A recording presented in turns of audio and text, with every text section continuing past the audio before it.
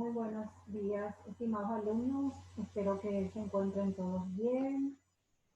Hoy estamos con nuestra nueva clase. Hoy estaremos abordando temas muy interesantes como normalidad, anormalidad y brevemente trastornos de la personalidad. Bueno, empezamos con una pequeña introducción.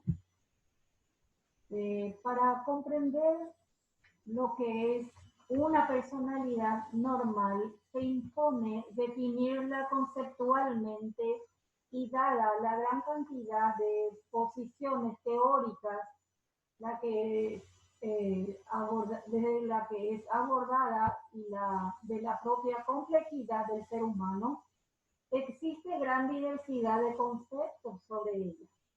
Cabe señalar que la función esencial de la misma es la autorregulación del comportamiento, por lo que para una conceptualización adecuada ha de partirse de la definición de los factores que participan en esa autorregulación y en qué cuantía, lo cual se hará desde la concepción de que el ser humano es social por su esencia y biopsicosocial por su existencia. Cuando nos damos a la tarea de conceptuar qué es normal, entramos en un amplio campo de interpretaciones, ya que normal es percibido de manera individual y subjetiva. Entramos a discusión de valores de lo anormal y normal. Cuando decimos que algo es normal, tenemos que verlo en una perspectiva de contexto, cultura, ideología y tiempo. Cuando este concepto a nuestro país y dependiendo de su cultura, de su ideología y espacio, definimos que conducta normal es aquella que se apega a las normas, a las reglas y costumbres de la sociedad. Aquel que irrumpe con lo cotidiano es etiquetado de anormal, ya que está irrumpiendo con las normas, reglas, leyes y buenas costumbres de la sociedad. El término normalidad puede relacionarse con salud cuando el comportamiento está dentro de los límites normales y cuando no se observa psicopatología, o sea, cuando hay ausencia de signos y síntomas. Por lo tanto, hay un estado funcional razonable, con bienestar subjetivo, cuando el propio individuo hace una valoración positiva sobre su estado de salud, con adaptación entendida como la acción recíproca entre el individuo y el medio en el que vive esta persona. La anormalidad se corresponde entonces con aspectos tales como sufrimiento, desadaptación, como la incapacidad de responder eficazmente entonces a una situación nueva o a un conflicto. El individuo desadaptado entonces es incapaz de enfrentarse a las tensiones de la vida en sociedad y a sus exigencias psíquicas y físicas, y con irracionalidad. Y en cuanto a que los comportamientos incomprensibles, o sea, en este caso sería sin significado racional, tienden a considerarse anormales, con pérdida de control, ya que suele esperarse que las personas se controlen a sí mismas y que su comportamiento sea predecible, con incomodidad para el observador e incluso con violación de las normas morales. Las personas normal, según Maslow, es aquella que se enfrenta es aquella que se enfrenta o de forma cotidiana se maneja en la satisfacción de las necesidades de autorrealización, ya que esto implica que esta persona tiene satisfechas todas sus necesidades. Entonces, cada profesional o cada teórico resalta diferentes aspectos de lo que es la salud mental. Para Maslow, por ejemplo, él postula una jerarquía de necesidades humanas ordenadas de acuerdo a su importancia vital. La pirámide de Maslow es la mecánica de satisfacción de estas necesidades es satisfacerlas poco a poco, ordenadamente empezando por la base. La persona normal para Maslow es aquella que de forma cotidiana se maneja en la satisfacción de las necesidades de autorrealización, ya que esto implica que esta persona tiene satisfechas todas sus necesidades. Tenemos otro autor como Cole. Él propone un criterio basado en la madurez. Para Cole, la persona normal es aquella que alcanza la madurez en 3 dimensiones. Una de las dimensiones es el afectivo emocional. En esta dimensión exige un tono emocional constante que origine sentimientos de seguridad y confianza y que nos permita establecer relaciones emocionales positivas y recíprocas. Tenemos otra dimensión como la intelectual, según Cole. Él implica la toma de conciencia y una capacidad de autoevaluación y comprensión realista. Otra dimensión, según él, es la sociovolitiva. Esto implica la productividad, el trabajo y el logro de objetivos sociales, manteniendo en este caso el respeto a los demás. Luego tenemos a Freud. Él nos define salud mental como la capacidad de trabajar y de amar. Y Castilla-Arquino habla de salud mental en términos de equilibrio entre los diferentes polos del self, que es el concepto que uno tiene de sí mismo. Tiene que existir una congruencia entre el concepto de uno mismo, congruente con el concepto que los demás tienen de mí y con el concepto que yo creo que los demás tienen de mí. Y Alport sostiene que la persona normal debe reunir los siguientes requisitos. La diversidad de intereses autónomos, por ejemplo, el síndrome del nido vacío. Tener varios objetivos vitales, no focalizar en uno solo, según Alport. También tener la capacidad de autoobjetivación, que implica o abarca la capacidad que tiene la persona de conocerse a sí mismo y de su capacidad para participar activamente en la sociedad. Otro es la filosofía de vida. La persona normal es consciente de sus motivaciones y de sus deseos, de sus ambiciones y de sus sentimientos, también de sus objetivos vitales, según Alport. Es decir, tendría un proyecto de vida vital realista. También Alport sostiene que la persona normal sostiene la capacidad de experimentar afecto y establecer relaciones profundas.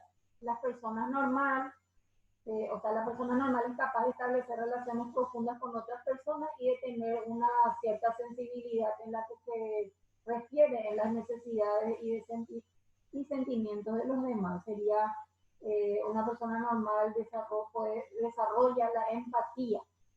Y la persona anormal es incapaz de experimentar el afecto recíproco y la actitud vital tolerante. La persona entonces anormal es una persona que de manera habitual está ansiosa, siempre está en un estado de tensión permanente, lo que les hace ser hipersensibles tanto a los aspectos agradables como desagradables de la vida. Se denominan personas que tienen baja tolerancia o nula tolerancia ante las frustraciones. La personalidad normal y anormal. Entonces, la normalidad o la anormalidad de la personalidad no se pueden considerar como categorías diferentes. Es mejor considerar como un continuum que va desde una personalidad saludable a otra que no lo es. Se puede considerar que un individuo tiene una personalidad saludable cuando, por ejemplo, se tiene capacidad para adaptarse al ambiente, la percepción de uno o del ambiente es constructiva, también los patrones de conductas son saludables. Y se puede considerar que un individuo tiene una personalidad anormal o no saludable cuando el individuo es inflexible y poco adaptativo. La percepción de uno mismo o del entorno de este individuo son muy negativas y frustrantes. Y los patrones de conducta del individuo tienen efectos negativos para la salud. Entonces, estos rasgos son los propios de los denominados trastornos de la personalidad.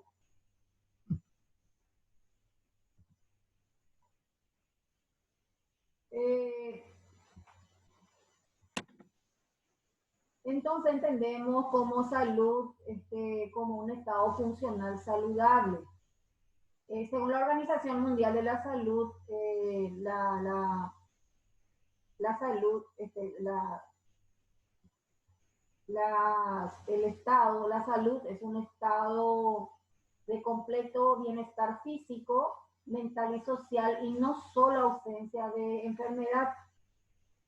Como sabemos que la psicopatología es la ciencia que estudia la conducta anormal y las enfermedades mentales.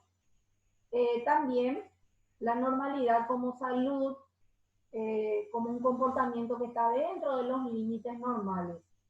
Cuando no se observa psicopatología, o sea, como habíamos dicho, ausencia de síntomas y de signos. Y la salud psicológica, estado que presenta la mayoría de las personas basado en el principio matemático de la campana de Gauss, el más utilizado en una evaluación psicológica mediante los test psicométricos.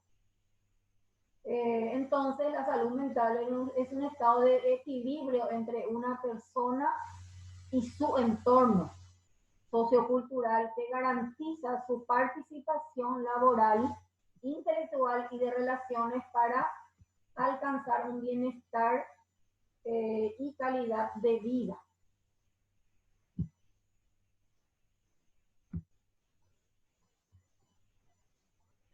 Bueno, tenemos aquí algunos elementos de la normalidad y de la anormalidad. Entonces, hablamos de normalidad cuando la persona posee actitudes positivas de uno mismo, hablamos de crecimiento y desarrollo, la persona posee autonomía, también la percepción adecuada de la realidad y capacidad de competencia ambiental. Cuando hablamos de elementos de la anormalidad, tenemos la irracionalidad e incomprensibilidad, es decir, que los comportamientos incomprensibles de las personas son de significado irracional. Tienen a considerarse anormales. La pérdida de control, el comportamiento de las personas que nos rodean ha de ser predecible, ha de tener consistencia y control. Entonces, cuando esto no se da, hablamos de conductas anormales. Y la excentricidad, lo normal, comparando lo normal de lo anormal en función de nuestro frecuencia, poco frecuente, se consideran anormales. Y también tenemos la violación de las normas morales. Cuando una persona viola las normas normales, se considera anormal. O sea, se considera normal ser leal, fiel, no ser demasiado ambicioso, agresivo. Los extremos son actitudes o conductas extremas, que son conductas que llaman la atención. Es lo que siempre decimos, una persona que busca ayuda profesional es porque se da cuenta o el entorno se dio cuenta que hay una conducta que está de más o de menos. Bueno, ahora veremos un poco sobre el trastorno de la personalidad.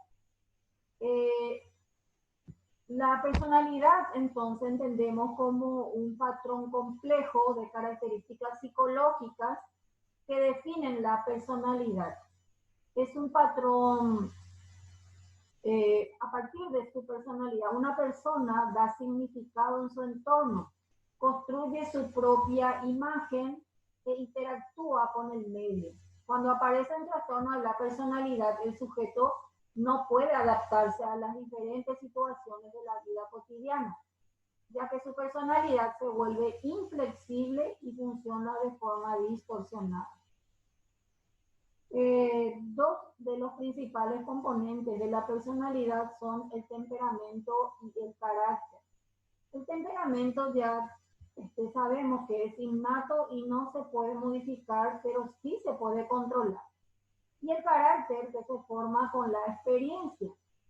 Las fallas en el desarrollo de la persona inciden en el temperamento y el carácter y pueden derivar en un trastorno de la personalidad.